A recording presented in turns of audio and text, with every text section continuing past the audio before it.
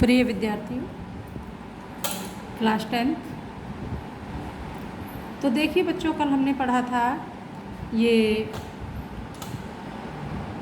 कितना सुंदर संचालन है, कितनी सुंदर व्यवस्था, लाखों के सिर एक साथ सिजदे में झुक जाते हैं। ये जो पंक्तियाँ किसका वर्णन इसमें लिया है? ये ईदगाह का वर्णन है, जब सब एक साथ लोग मस्जिद में नमाज पढ़ रहे हैं, है ना। तो उनकी जो व्यवस्था है वो बहुत ही सुंदर लग रही है, बहुत सुंदर है, बहुत अनुशासित है।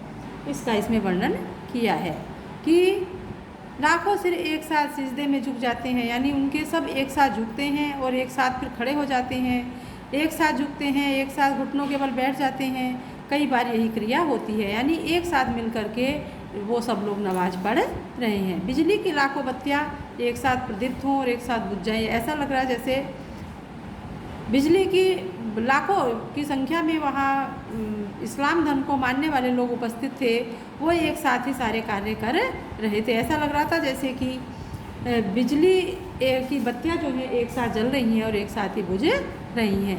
बड़ा सुंदर दृश्य था ये।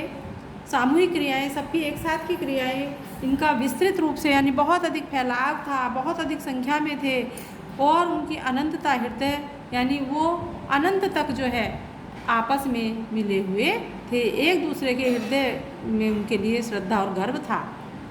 वो इसको देख करके ऐसा प्रतीत हो रहा था, मान लीजिए जैसे कि उनमें भ्रातृत्व की भावना भरी हो, अर्थात उन्होंने संपूर्ण इस्लाम धर्म को, यानी सभी को भाई भाई बन करके एक लड़ी में वो पिरोए हुए हों। इस्लाम धर्म को में सभी भाई भाई होकर वो उसको एक लड़ी में, अर्थात एक माला में पिरोए हुए थे। इस प्रकार से प्रतीत हो रहा था।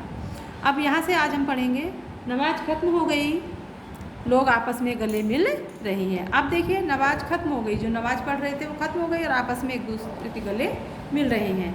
तब मिठाई और खिलौनों की दुकानों पर धावा होता है। फिर क्या करते हैं? फिर मिठाई और खिलौनों की दुकान पर जाते हैं। धावा होना मतलब सब एक साथ इकट्ठे हो जाते हैं। ग्रामीणों का यह दल इस विषय में बालकों से कम उत्साही नहीं है। यह देखो हिंडोला है। गांव के बच्चे हैं, वो सभी गए हैं वहाँ पर, तो बालकों में भी कम उत्साह नहीं है, बालकों में बहुत अधिक उत्साह है। यह देखो हिंडोला है, एक पैसा देकर चढ़ जाओ, कभी आसमान पर जाते हुए मालूम होंगे, कभी ज़मीन पर गिरते हुए। यानी वो हिंडोला देखते हैं कि, तो हिंडोला देख करके वो आपस में चर्चा करते हैं बच्चे कि ये हिंडोला है, हिंडोला झूला है ना, उसमें एक पैसा दे करके चढ़ जाओ तो बैठेंगे, तो इसमें ऐसा लगता है कि कभी आसमान पर पहुंच जाते हैं, कभी ज़मीन पर गिर जाते हैं। यह चरखी है, लकड़ी के हाथी, घोड़े, ऊँट छड़ों से लटके हुए हैं। तो इस प्रकार से बच्चे देख करके आपस में बातें कर रहे हैं। एक पैसा देकर बैठ जाओ और 25 चक्करों का मजा लो। तो जो वहाँ हिंडोले लगे हुए हैं, झूले लगे हुए हैं, चरखी लगी हुई है ना, लकड़ी का हाथी बना हुआ है उसमें हिंडोले में बैठने के लिए, तो उसकी बात वो कर रहे हैं कि इसमें एक पैसा दो और आनंद उठाओ इसका खूब। तो महमूद और मोहसिन और नूरे और सम्मी इन घोड़ों और ऊँटों पर बैठते हैं, बात करते हैं। और वो कौन कौन बैठ जाते हैं? महमूद, मोहसिन, नूरे और सम्मी।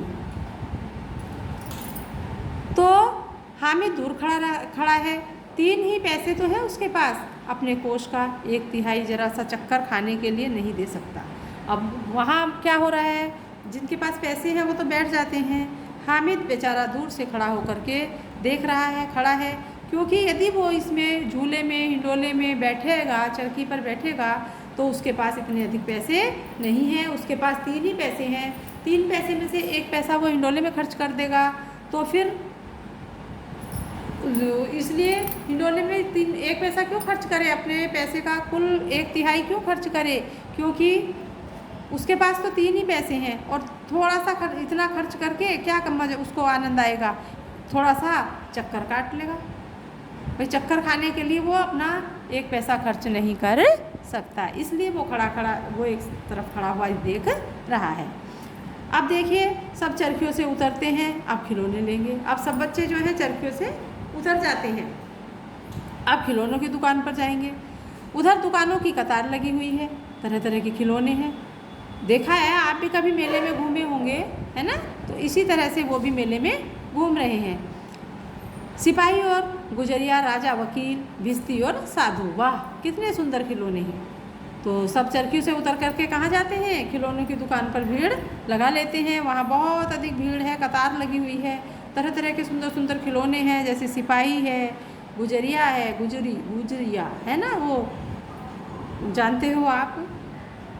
गुजरिया कौन होती है? दूध माखन बेचने वाली। राजा और वकील हैं, भिश्ती है, भिश्ती और साधु हैं। वाह, कितने सुंदर खिलौने हैं। यानी बहुत सुंदर सुंदर खिलौने हैं जो बालकों का मन मोह रही हैं। अब बोला ही चाहते हैं महमूद सिपाही लेता है। महमूद को क्या पसंद आता है? सिपाही ले लेता है महमूद। खाकी वर्दी और लाल पगड़ी वाला। सिपाही ने खाकी वर्दी पहनी है और लाल पगड़ी पहने हैं, कंधे पर बंदूक रखे हुए हैं। मालूम होता है अभी कवायद के लिए चला आ रहा है।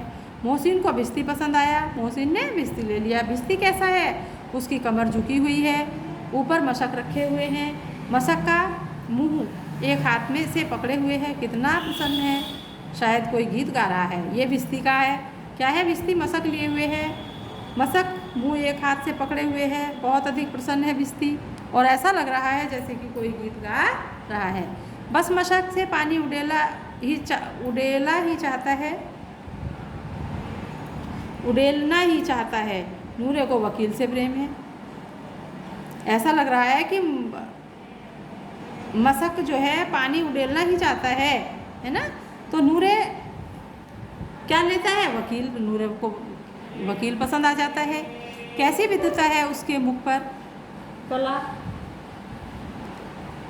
काला चोगा पहने हुए हैं वकील साहब, नीचे सफ़ेद अचकन पहने हुए हैं। अचकन यानी पैंट। अचकन के सामने की जेब में घड़ी, सुनहरी जंजीर, एक हाथ में कानून का पोथा लिए हुए हैं। ऐसा मालूम होता है अभी इस अदालत से जिरह या बहस करके चले आ रहे हैं। यानी खिलौने बहुत सुंदर है, बिल्कुल वास्तविकता सी उनमें लग रही है। वकील को देखकर ऐसा लग रहा है कि जैसे अभी जिरह करके अर्थात बहस करके अभी लौटे हैं, अभी चले आ रहे हैं। यह सब 2-2 पैसे के खिलौने हैं। सबका मूल्य क्या पूछा इन्होंने? पूछा होगा क्या मूल्य है 2-2 पैसे के। हामिद के पास तो केवल 3 ही पैसे हैं, वो 2 पैसे का खिलौना कैसे ले? उसको लग रहा है खिलौने महंगे हैं। खिलौना कहीं हाथ से छूट पड़े तो चूर चूर हो जाए। अब हामिद क्या सोच रहा है? हामिद सोचता है कि उसके पास 3 तो पैसे हैं, 2 पैसे के खिलौने ले लेगा तो, और खिलौना यदि हाथ से छूट गया तो गिर जाएगा, टूट जाएगा, है ना, और चूर चूर हो जाएगा। ज़रा पानी पड़े तो सारा रंग धुल जाएगा। ऐसे खिलौनों को लेकर वे क्या करेगा? अर्थात यहाँ भी हामिद जो है खिलौने नहीं खरीदता, अपने पैसे बचा लेता है कि ये भी उसके किसी काम के नहीं हैं। अर्थात मोहसिन कहता है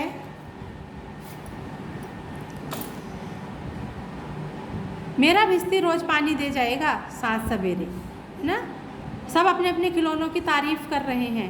मोहसिन क्या कहता है कि मेरा भिश्ती रोज़ पानी दे जाएगा, शाम सवेरे रोज़ मेरा भिश्ती पानी पिलाएगा।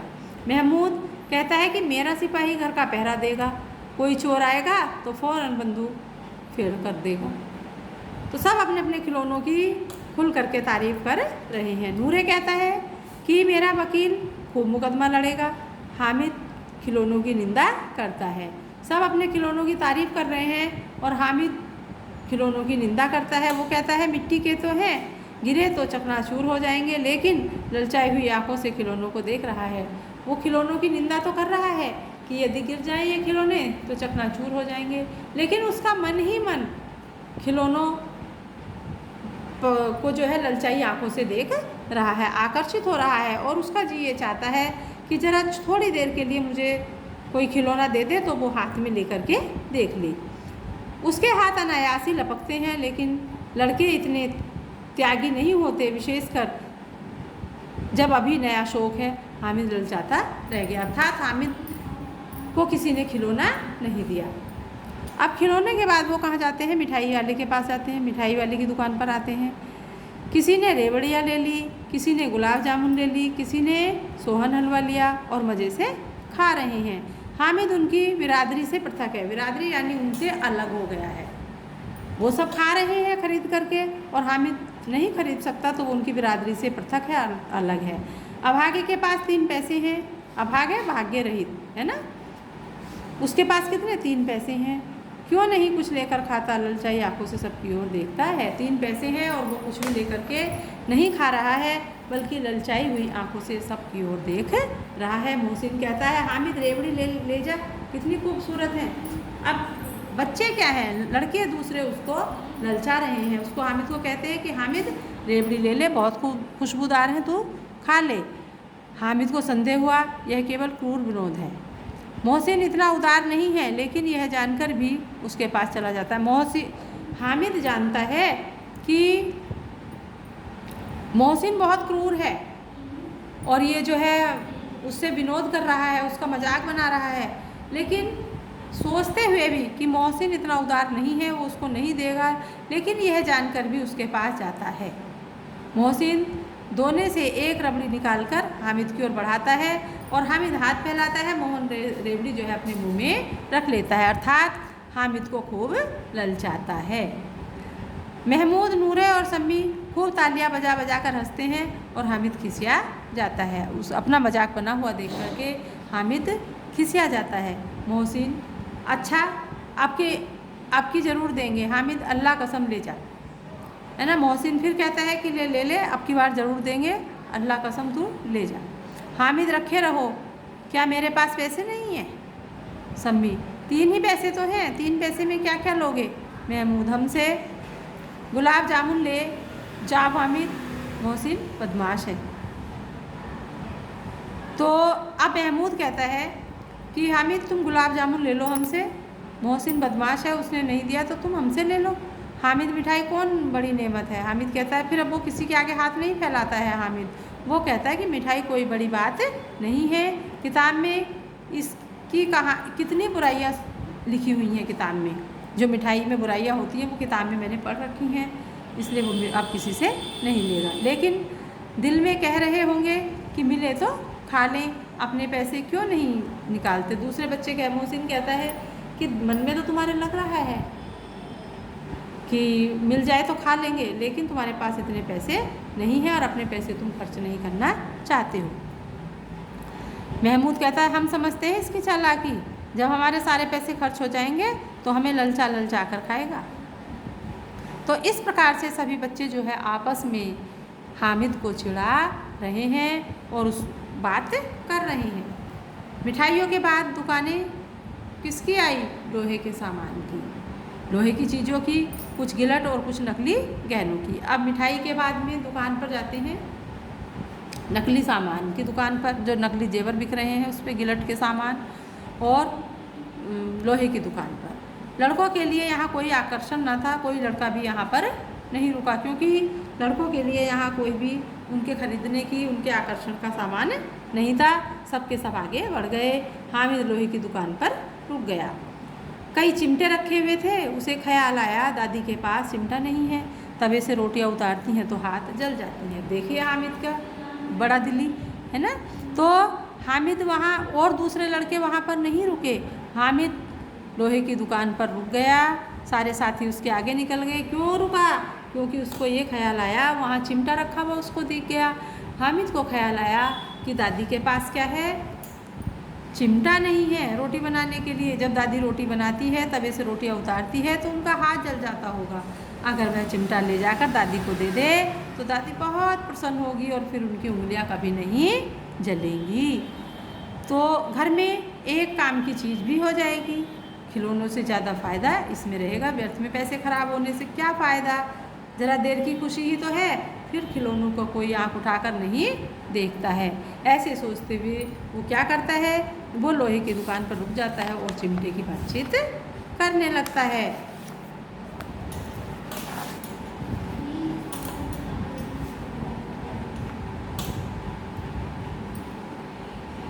अब देखिए आगे, चिमटा बहुत काम की चीज़ है। रोटियां तवे से उतार लो, चूल्हे में सेक लो, कोई अगर आग मांगने आए तो चटपट चूल्हे से आग निकाल कर उसमें दो। अम्मा बेचारी को कहाँ फुर्सत कि कहीं बाजार आए, और इतने पैसे भी कहाँ मिलते हैं, रोज़ हाथ जला लेती है। हामिद के साथी आके बढ़ गए। सभी पर सब शरबत पी रहे हैं। देखो सब कितने लालची हैं, इतनी मिठाइयाँ ली, मुझे किसी ने एक भी न दी। उस पर कहते हैं मेरे साथ खेलो, मेरा यह काम करो। अगर किसी ने कोई काम करने को कहा तो पूछूंगा, खाए मिठाइयाँ, आप मुँह सड़ेगा। यानी वो मिठाइयाँ जो है, फिर से देखिए अब जो हामिद है उसको ईर्ष्या हो रही है, चिड़न हो रही है दूसरे बालकों से। अब जा कर के दूसरे बालक शरबत पीने लगे। बेचारे हामिद ने कुछ भी नहीं लिया, मिठाई भी नहीं खाई, कुछ भी नहीं खाया, अब शरबत पी रहे हैं। तो हामिद को तरह तरह की बातें जो है वो याद आ रही हैं कि मेरे साथ खेलने के लिए सच्चे मित्र बनते हैं, है ना। कहते हैं साथ खेलो, अब जो है और काम करने के लिए कहते हैं, अब मैं किसी का काम नहीं करूँगा। वो कई बार मन में सोचता है चलो खाने दो मिठाइयाँ, उन्हीं का मुंह सड़ेगा, है ना। इस तरह से बातें जो है उसके मुंह में आ रही हैं। किताब में झूठी बातें थोड़े लिखी हैं, मेरी ज़बान क्यों ख़राब होगी। अम्मा चिमटा देखते ही दौड़कर मेरे हाथ से ले लेगी। तो उसको देख कर के फिर चिमटे पर अटक जाता है कि ये सब चीज़ जो इन्होंने खाई हैं बेकार हैं, मिठाई भी नुकसान करती है ना। किताब उसने पढ़ रखा है, लेकिन चिमटा जो है दादी जब मेरे पास देखेगी चिमटे को तो बहुत अधिक प्रसन्न हो जाएगी। मेरे द्वारा लाया हुआ चिमटा देख करके दादी प्रसन्न हो जाएगी और अम्मा की उंगलियां भी नहीं जलेंगी और बेचारी दौड़ करके आएंगी और मुझे बहुत दुआएं देंगी, है ना। इस तरह से वो सोच रहा है। कौन? हामिद। फिर पड़ोस की औरतों को दिखाएंगी, सारे गांव में चर्चा होने लगेगी, हामिद चिमटा लाया है, कितना अच्छा लड़का है। इन लोगों के खिलौनों पर कौन इन्हें दुआ देगा। बड़ों की दुआएं सीधे अल्लाह के दरबार में पहुंचती हैं और तुरंत सुनी जाती हैं। मेरे पास पैसे नहीं हैं, तभी तो मोहसिन और महमूद के मिजाज दिखाते हैं, मैं भी इन्हें मिजाज दिखाऊंगा। खेलें खिलौने और खाएं मिठाइयाँ, मैं नहीं खेलता खिलौने, किसी का मिजाज क्यों सहूँ। मैं गरीब से ही किसी से कुछ मांगता तो नहीं, आखिर अब्बा जान कभी ना कभी तो आएंगे ही। इस तरह से उसके मन में विचार चल रहे हैं। उसको उम्मीद है कि उसके अब्बा जान कभी ना कभी आएंगे, अम्मा भी आएगी ही। फिर इन लोगों से पूछूंगा कितने खिलौने लोगे, एक एक को टोकरियाँ खिलौने दूं और दिखा दूं कि दोस्तों के साथ किस तरह का सलूक किया जाता है। अब वो सोचता है, मन में सोच रहा है कि कभी ना कभी तो उसके पास भी पैसे होंगे, उसके अब्बू जान आ जाएंगे, उसकी माँ आ जाएगी तो उसके पास पैसे होंगे। तो वो सोच रहा है कि एक टोकरी खिलौने लेकर के इनको दिखा दूंगा कि दोस्तों के साथ कैसा व्यवहार किया जाता है। और इन्होंने तो मुझे एक खिलौना भी नहीं दिखाया, मिठाई भी नहीं खिलाई है, ये कैसे दोस्त हैं। इस तरह से वो सोच रहा है। यह नहीं कि पैसे की रेवड़ियाँ ली तो चिड़ा कर खाने लगे, सबके सब खूब हंसेंगे।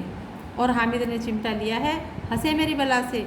दुकानदार से पूछा, ऐसा सोचते हुए दुकानदार से उसने पूछ ही लिया कि चिमटा कितने का है।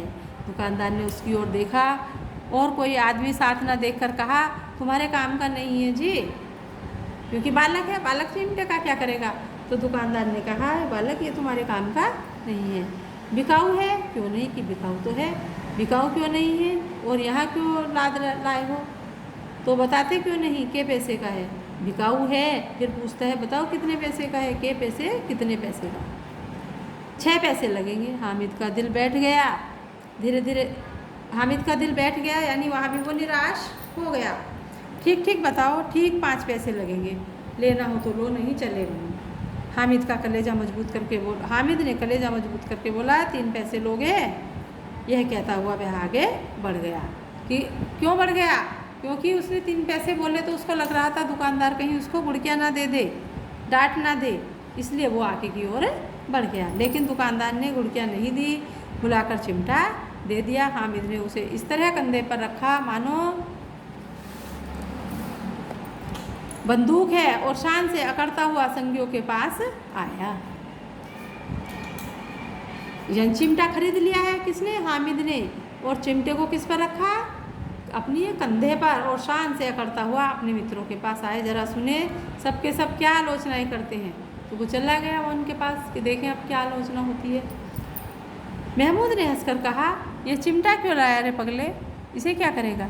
हामिद ने चिमटे को ज़मीन पर पटक कर कहा, ज़रा अपना भिश्ती ज़मीन पर गिरा दो, सारी पसलियाँ चूर चूर हो जाए बच्चों की, है ना। तो हामिद ने रोब बैठा दिया किस पर? मोहसिन पर, है ना। मोहसिन के भिश्ती पर रोब बैठा दिया कि तुम्हारा जो ये मेरा जो चिमटा है तुम्हारे भिश्ती को पसली पसली तोड़ देगा। महमूद बोला, तो यह चिमटा कोई खिलौना है? हामिद, खिलौना क्यों नहीं है, अभी कंधे पर रखा बंदूक हो गई, हाथ में ले लिया फ़कीरों का चिमटा हो गया। चाहूँ तो इसे मजीरे का काम भी ले सकता हूँ, इससे एक चिमटा जमा दूँ तो लोगों के सारे खिलौनों की जान ही निकल जाए। यानी इस तरह से उसने अपने चिमटे से जो है खिलौने जिन बच्चों ने खरीदे थे उनके खिलौनों पर रोब जमा दिया। तुम्हारे खिलौने कितना ही जोर लगाएं, वे मेरे चिमटे का बाल भी बांका नहीं कर सकते, मेरा बहादुर शेर है चिमटा। इस तरह से हामिद ने कहा कि मेरा चिमटा जो है बहादुर शेर है, तुम्हारे खिलौने कितने भी जोर लगाएं, मेरा चिमटा जो है कभी हार नहीं मानेगा, बल्कि तुम्हारे खिलौनों का चकनाचूर कर देगा।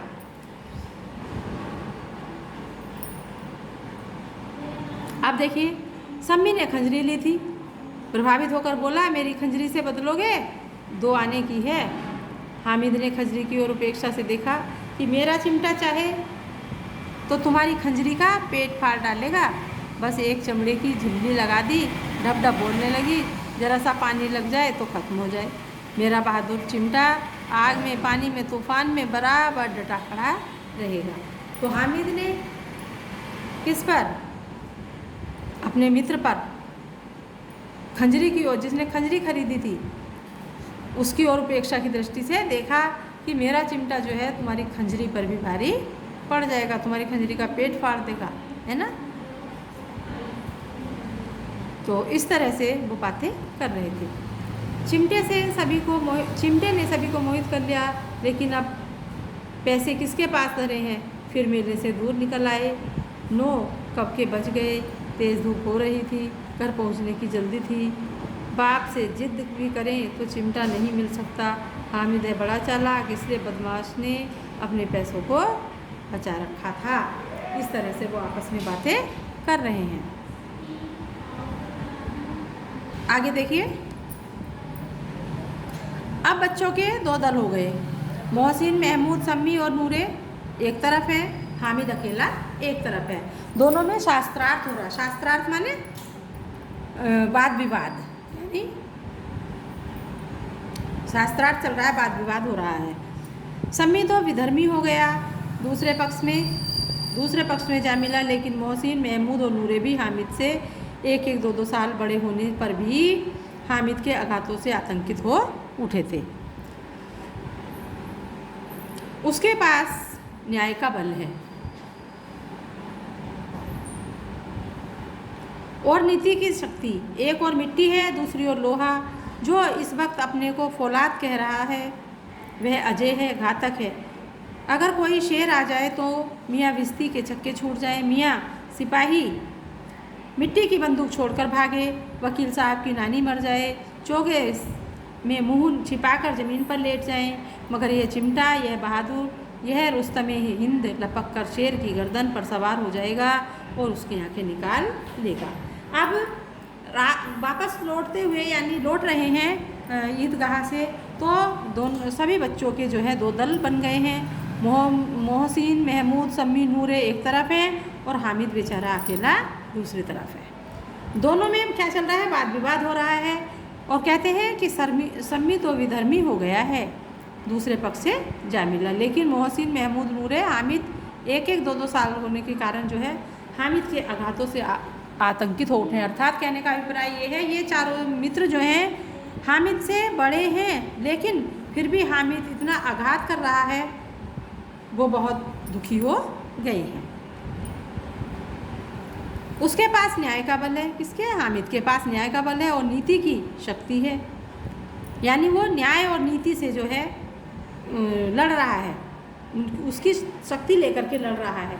तो क्या हामिद कहता है कि तुम्हारे खिलौने क्या हैं? सब मिट्टी के हैं, तुम्हारे सबके खिलौने मिट्टी के हैं और मेरा चिमटा लोहे का है। कि एक और तो मिट्टी है और दूसरी ओर क्या है? लोहा है।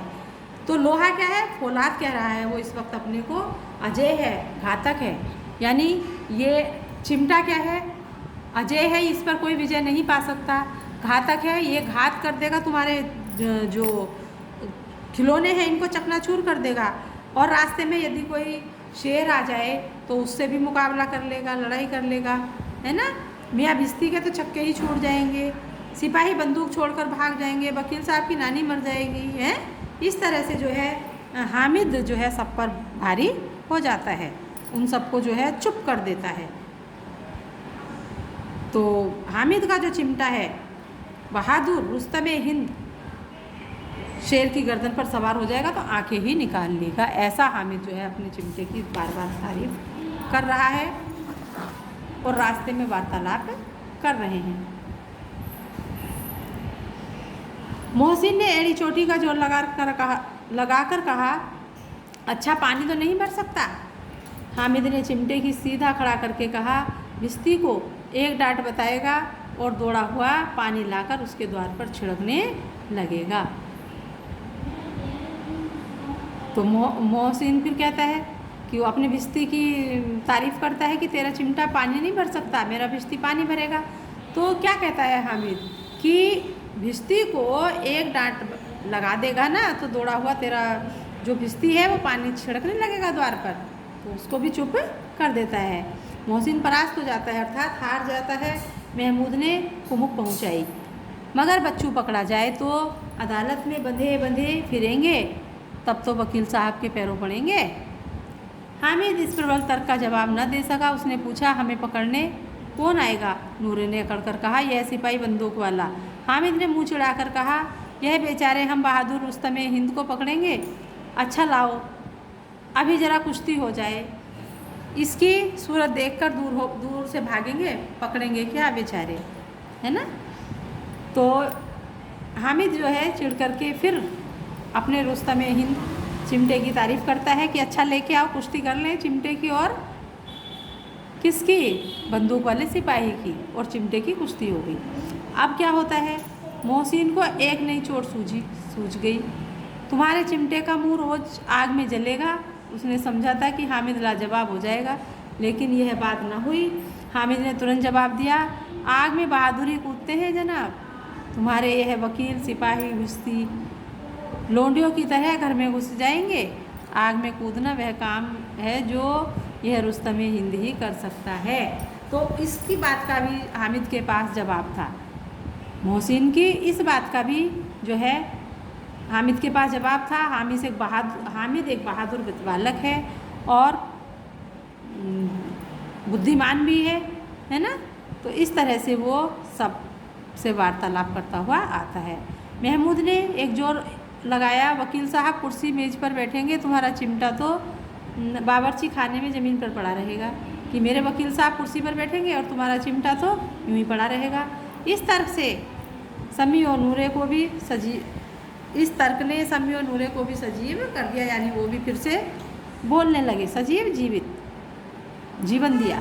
कितने ठिकानों की बात कही है पट्टे ने।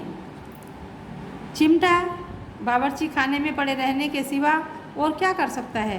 हामिद को कोई फड़कता हुआ जवाब न सूझा तो उसने धांधली शुरू की।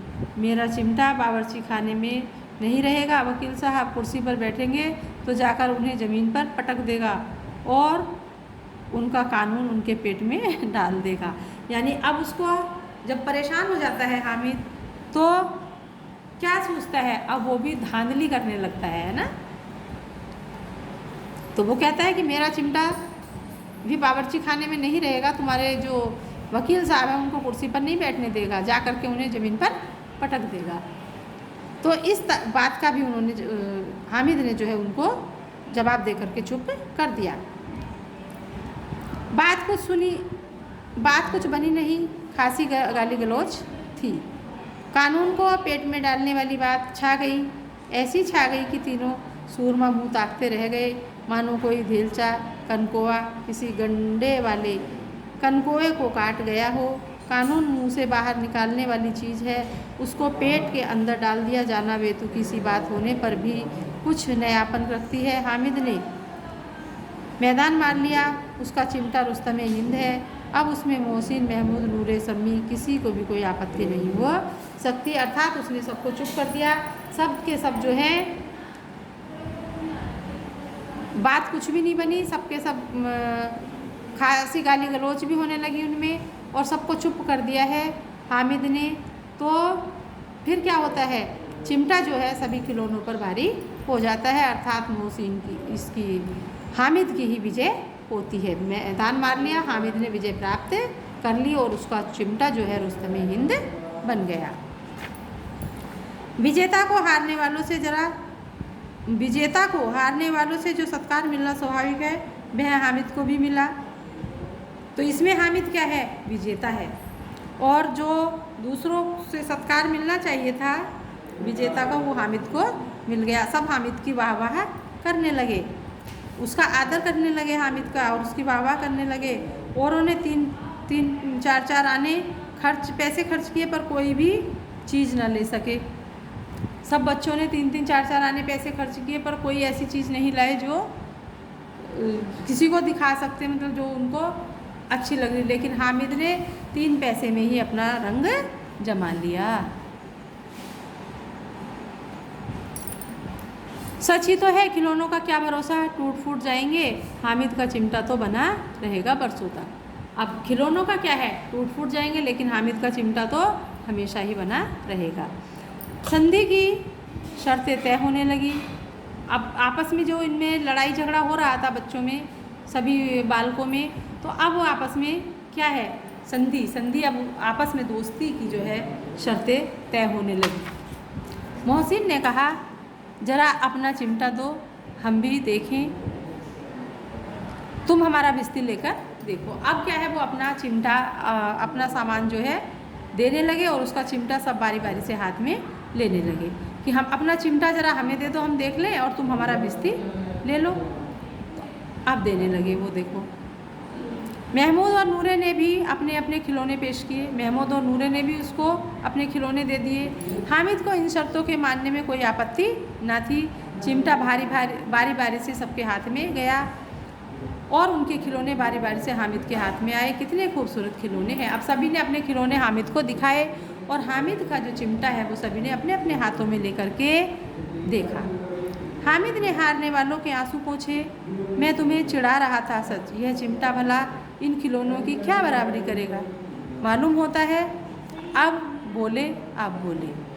तो हामिद उनको क्या कहता है, अब उनको समझाता है। उनके आंसू पोंछना यानी अब उनको समझाता है कि मैं तो तुमको ऐसे ही चिढ़ा रहा था, यह चिमटा भला खिलौनों की बराबरी कैसे कर सकता है, तुम्हारे खिलौने तो अच्छे लग रहे हैं। यानी कि खिलौनों की तारीफ़ कर रहा है कि तुम्हारे खिलौने ऐसे लग रहे हैं कि जैसे ये अभी बोलने लग जाएंगे, है ना। मेरा चिमटा तुम्हारे खिलौनों की बराबरी नहीं कर सकता। अर्थात हामिद जो है उनके खिलौनों की तारीफ़ कर रहा था, प्रशंसा कर रहा था। लेकिन मोहसिन की पार्टी को अभी दिलासे से संतोष नहीं मिला। चिमटे का सिक्का खूब बैठ गया। चिपका हुआ टिकट अब पानी से नहीं छूट रहा था। मोहसिन को इस पर संतोष नहीं था। हामिद कह रहा था, लेकिन मोहसिन जो है इस बात को नहीं मान रहा था। मोहसिन समझ गया था कि चिमटे का सिक्का जो है खूब बैठ गया है। मोहसिन, लेकिन इन खिलौनों के लिए कोई हमें दुआ तो न देगा। मोहसिन ने कहा, ये हम जो खिलौने खरीद करके लाए हैं, ये तो हमने पैसे बिगाड़ दिए हैं, इसके लिए कोई हमें दुआ नहीं देगा, है ना।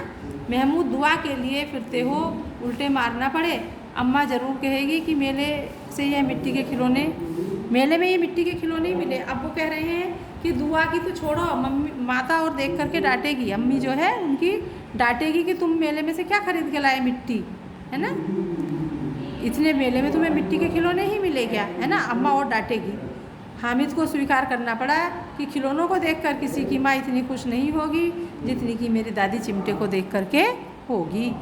3 पैसों में ही तो उसने सब कुछ करना था, और उन पैसों के इस उपयोग के पछतावे का बिल्कुल ज़रूरत नहीं थी।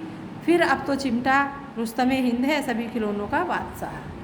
तो अब हामिद ने स्वीकार किया। हामिद समझ गया कि तुमको दुआएं नहीं मिलेंगी, तुम्हारी अम्मा देख करके खुश नहीं होगी, लेकिन जब दादी चिमटे को देखेगी तो खुश हो जाएगी, दादी को भी इसका फ़ायदा मिलेगा, दादी के हाथ नहीं जलेंगे, है ना। तो दादी जो है खूब दुआएं देगी, है ना। तो उसको 3 पैसे खर्च करने में, 3 पैसे ही तो खर्च किए हैं, 3 पैसे खर्च करने का कोई भी पछतावा नहीं है। क्यों पछतावा नहीं है? क्योंकि उसका चिमटा जो है रुस्तमे हिंद बन गया है, और चिमटा जो है सभी खिलौनों का बादशाह बन गया है, अर्थात चिमटे ने सभी खिलौनों पर रंग जमा दिया है। रास्ते में महमूद को भूख लगी, उसके बाप ने केले खाने को दिए। महमूद केवल हामिद को साजी बनाया, उसके अन्य मित्र मुँह ताकते रह गए। यह उस चिमटे का प्रसाद था। अब दूसरे मित्र जो थे, जो पहले उसको कुछ खाने के लिए नहीं दे रहे थे हामिद को, है ना, अब क्या है, उसको खाने के लिए साजी बनाया जाने लगा। महमूद के पिता ने क्या लिए? केले लिए, तो महमूद ने हामिद को भी खाने के लिए साजी बनाया, दूसरे मित्रों को नहीं बनाया। ये सब क्यों हुआ?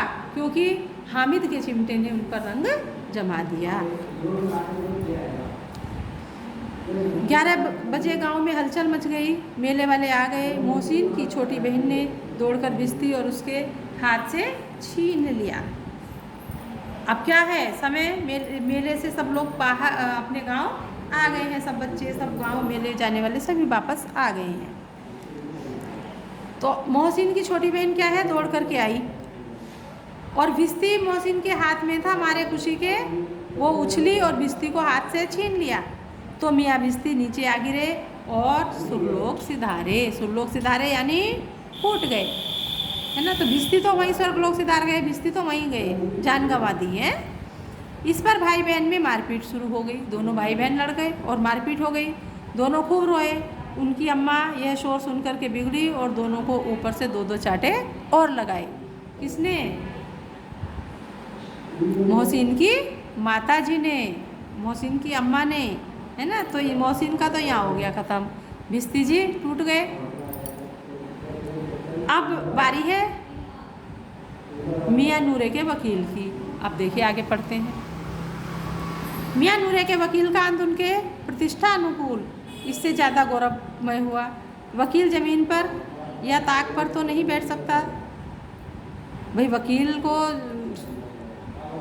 ताक में या ज़मीन पे थोड़ी बैठाया जाता है, उनकी मर्यादा का विचार तो रखना ही होगा। दीवार में 2 खूंटी गाड़ी गई।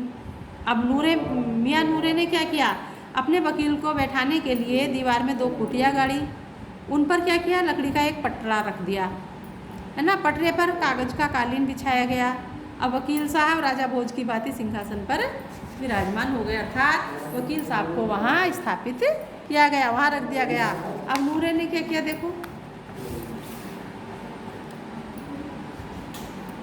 नूरे ने उन्हें पंखा चलना शुरू कर दिया है, और नूरे पंखे से हवा करने लगे। तो क्या हुआ, अदालतों में खस की टट्टियाँ, अदालतों में इसमें मिसप्रिंट हो रहा है, खस की टट्टियाँ और बिजली के पंखे रहते हैं। अदालत में जो होता है वहाँ लगी होते हैं, बिजली के पंखे लगे होते हैं और खसखस की टट्टियाँ लगी होती हैं। तो यहाँ भी वो क्या कर रहे हैं, पंखा झलने लगे, है ना। वकील साहब को कहीं गर्मी ना लग जाए, तो पंखा जल रहे। क्या हुआ, कानून की गर्मी दिमाग पर बढ़ जाएगी कि नहीं। बांस का पंखा आया और नूरे हवा करने लग गए कि कहीं वकील साहब का दिमाग गर्म ना हो जाए, है ना। इसलिए वो वकील साहब को हवा करने लगे। मालूम नहीं पंखे से हवा या पंख की चोट से वकील साहब स्वर्गलोक और मृत्युलोक में आ रहे और उनका माटी का चोला माटी में मिल गया। अब जब पंखे से हवा की तो पंखा झलते झलते जो है वकील साहब को लग गया और वकील साहब नीचे गिर गए। तो उनका वकील साहब का माटी का चोला माटी में ही मिल गया, अर्थात मिट्टी बन गया। फिर बड़े ज़ोर शोर से मातम हुआ। वकील साहब की अस्थि घूरे पर डाल दी गई और उस जो बाकी का था मिट्टी पड़ी हुई थी तो वो साफ करके बाहर फेंक दी गई। अब रहा महमूद का सिपाही। अब देखिए महमूद के सिपाही का क्या होता है बच्चों।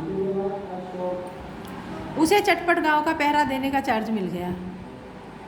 महमूद के सिपाही को गांव का पहरा देने का चार्ज मिल गया, लेकिन पुलिस का सिपाही कोई साधारण व्यक्ति तो था नहीं जो अपने पैरों पर चले, वह पालकी पर चलेगा। एक टोकरी आई, उसमें कुछ लाल रंग के फटे पुड़े चिथड़े बिछाए गए, जिसमें सिपाही साहब आराम से लेटे। नूरे ने यह टोकरी उठाई और अपने द्वार पर चक्कर लगाने लगे। उनके दोनों छोटे भाई सिपाही की तरफ से छोने वाले जागते रहो पुकारते चलते हैं। मगर रात तो अंधेरी होनी चाहिए। महमूद को ठोकर लग जाती है। टोकरी उसके हाथ से छूटकर गिर पड़ती है और मियाँ सिपाही अपनी बंदूक लिए ज़मीन पर आ जाते हैं और उनकी एक टांग में विकार आ जाता है। महमूद को आज ज्ञात हुआ कि वह अच्छा डॉक्टर है। उसको ऐसा मर्रा मिल गया जिससे वह टूटी टांग को आनंद फानंद जोड़ सकता है। केवल गूलर का दूध चाहिए। गूलर का दूध आता है, टांग जोड़ दी जाती है, लेकिन सिपाही को जो ही खड़ा किया जाता है टांग जवाब दे देती है। शल्य क्रिया असफल हुई, तब उसकी दूसरी टांग भी तोड़ दी जाती है। अब कम से कम एक जगह आराम से बैठ तो सकता है, एक टांग से तो ना चल सकता था ना बैठ सकता था। अब वह सिपाही सन्यासी हो जाता है, अपनी जगह पर बैठा बैठा पहरा देगा। कभी देवता भी बन जाता है। उसके सिर का झालरदार साफा कुरस दिया जाता है। अब उसका जितना रूपांतर चाहो कर सकते हैं। कभी कभी तो उसे बाट का काम भी दिया, कभी कभी तो उससे बाट का काम भी लिया जाता है। अब देखिए क्या होता है महमूद के सिपाही का, है ना। महमूद के सिपाही के लिए भी क्या किया उन्होंने। महमूद ने एक टोकरी लाई गई, टोकरी में जो है फटे पुराने कपड़े बिछाए गए, उन पे बिठाया और भाई बहन उसके पहरा दे रहे हैं लेकर अपने दरवाजे पर कि जागने वाले सोते रहो, इस तरह करके। तो वो क्या होता है, नीचे टोकरी गिर जाती है, ठोकर लग जाती है महमूद को, टोकरी गिर जाती है। महमूद जो सिपाही है वो नीचे गिर जाता है, उसकी टांग टूट जाती है। इतने पर भी महमूद क्या करता है, उसको टांग को जोड़ने का प्रयास करता है, लेकिन टांग नहीं जुड़ती है। तो क्या होता है, सिपाही की दूसरी टांग भी तोड़ दी जाती है कि अब ये आराम से बैठा रहेगा, है ना। तो इस तरह से उसका जो साफा था वो कुरस दिया जाता है। इस तरह से उसका जो है तरह तरह से रूप बदल करके उसको वहीं छोड़ दिया जाता है। ये हुआ महमूद के सिपाही का हाल। अब मियाँ हामिद का हाल सुनिए। अब हामिद का क्या हाल है, जो चिमटा लेके आए थे, हैं। हामिद की बूढ़ी दादी कौन है, अमीना। अमीना उसकी आवाज़ सुनते ही दौड़ी दौड़ी गोद में उठाकर प्यार करने लगी। हामिद आता है सभी बच्चों के साथ, तो दादी भी इंतज़ार कर रही थी, है ना। तो हामिद की दादी जो है आवाज़ सुनते ही बाहर आ जाती है और गोद में उठाकर प्यार करने लगती है। सहसा उसके हाथ में चिमटा देखकर वह चौंकी। अचानक, सहसा माने अचानक, उसके हाथ में चिमटा देख करके दादी चौंक जाती है। यह चिमटा कहाँ था। हामिद कहता है कि मैंने मोल लिया है। कै पैसे में, अर्थात कितने पैसे में, 3 पैसे में। अमिता ने छाती पीट ली। अमिता को बहुत दुख हुआ। यह कैसा बेसमझ लड़का है कि दोपहर हुआ ना तो कुछ खाया ना पिया, क्या लाया, चिमटा। सारे मेले में तुझे कोई चीज़ ना मिली जो यह लोहे का चिमटा उठा लाया। हामिद ने अपराधी भाव से कहा, दादी तुम्हारी उंगलियां तवे से जल जाती थी, इसलिए मैंने इसे ले लिया। देखिए अपनी दादी का कितना ख्याल रहा उसको मेले में भी, है ना। तो वो जो है अमीना जो है बहुत परेशान हो जाती है कि मेरे लाडले ने कुछ खाया भी नहीं पिया भी नहीं और इसको क्या मिला, चिमटा मिला, वहाँ भी मेरा कितना मतलब इसको ख्याल रहा। इस तरह से अमीना जो है, उनकी दादी जो है वो दुखी हो जाती है। अमीना का क्रोध तुरंत स्नेह में बदल गया। क्रोध आ रहा था अमीना को और उनका क्रोध जो है तुरंत ही स्नेह माने प्रेम में बदल गया। और स्नेह की वह नहीं जो प्रगल्भ होता है, अपनी सारी कसक शब्दों में बिखेर देता है। यह मूक स्नेह था। मूक यानी चुप स्नेह था। स्नेह भी ये दुर्लभ होता है, ऐसा प्रेम भी जो है वो दुर्लभ होता है। सारी कसक शब्दों में नहीं बिखेरी, ये एक मूक स्नेह था। खूब ठोस रस इसमें और स्वाद से भरा हुआ था। ये जो स्नेह था बिल्कुल एक आनंद देने वाला था, स्वाद भरा हुआ था। बच्चे ने कितना त्याग, कितना सद्भाव, कितना विवेक है। है ना। अमीना सोच रही है कि बच्चे में कितना त्याग है कि इसने कुछ भी नहीं खाया और जो है क्या है ज़रूरत की चीज़ चिमटा ले आया। कितना सद्भाव है, अच्छी भावना है इसके अंदर, और कितना विवेकशील है। इसको लगता था कि दादी की जो है उंगलियां जलती थी, इसको ज़रूरत की चीज़ ये खरीद लाया, दादी का ध्यान रखा। खिलौने लेते वहाँ खाते हुए देखकर इसका मन जो है कितना ललचाया होगा। दादी मन में सोच रही है कि सब बच्चों ने खिलौने खरीदे और कितना देख करके ये ललचाया होगा वहाँ मेले में तरह तरह की चीज़ें। लेकिन इतना जब्त इससे हुआ कैसे, वहाँ भी उसे अपनी बुढ़िया दादी का याद बनी रही। अमीना का मन जो है गदगद हो गया, आनंदित हो गया, प्रसन्न हो गई। और अब एक बड़ी विचित्र बात हुई। हामिद के इस चिमटे से भी विचित्र बात थी ये। बच्चे हामिद ने बूढ़े हामिद का पार्ट खेला था। यानी हामिद बच्चा था, लेकिन बड़ों को भी इस तरह का ख्याल नहीं आता है। बूढ़े हामिद का पार्ट खेला, यानी की भूमिका निभाई। बुढ़िया अमीना बालिका बन गई, अब रोने लगी। यानी हामिद जो है अपनी दादी को समझाने लगा, अर्थात बूढ़ा बन गया, और दादी जो है अमीना जो है वो रोने लगी, बालक जैसे कोई बालक रो रहा हो। दामन फैलाकर हामिद के लिए दुआएं करती जाती थी और आंसू की बड़ी बड़ी बूंदें गिराती जाती थी। हामिद इसका रहस्य क्या समझता। ये थी अपने हामिद की कहानी। तो बच्चों, ये पाठ आपका हो गया पूरा। इसके जो है आप व्याख्या कीजिए, करना है ना। एक तो यही है, यहाँ से यहाँ तक कर लेना। हामिद का क्रोध तुरंत स्नेह में बदल गया। कैसे करेंगे व्याख्या?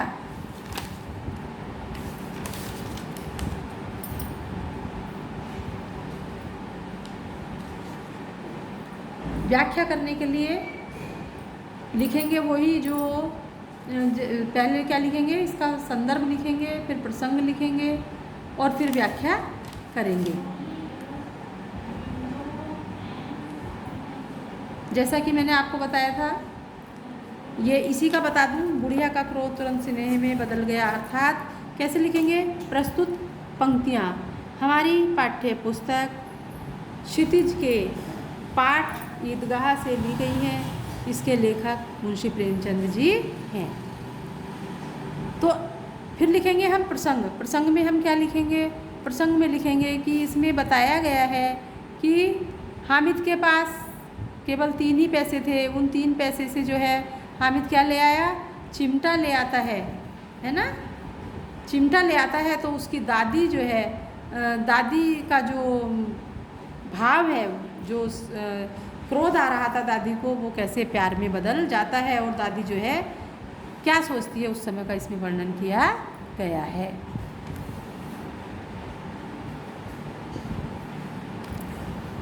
यानी